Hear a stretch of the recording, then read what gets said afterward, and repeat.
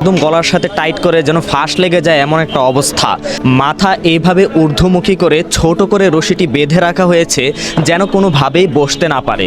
বসলে ক্রেতাদের তো আর দৃষ্টি আকর্ষণ করানো যাবে না, ক্রেতারাও তাই আকর্ষিত হবে না।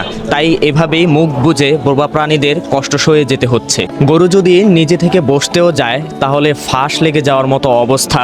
সে দাঁড়িয়ে থেকে কষ্টও করতে পারছে না, বসেও শান্তি পাচ্ছে না, এরকম একটা অবস্থা। ভাই, এই অবলা প্রাণীদের কষ্ট কি আপনাদের চোখে পড়ে না? তারা কিভাবে কষ্টে কান্না করে যায় আপনারা কি একটু অনুভব করতে পারেন না? আপনারাই দেখেন যেই গরুগুলো শুয়ে আছে তাদের থেকে যারা দাঁড়িয়ে আছে সেদিকে কিন্তু আপনার দৃষ্টি বেশি যাবে।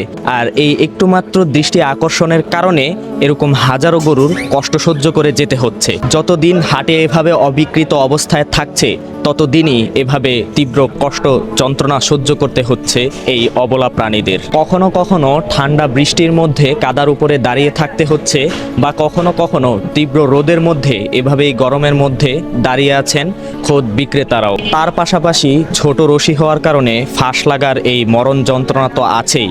কারাই বা মুক্তি দিবে এই মরণ যন্ত্রণা থেকে এই অবলা প্রাণীদের?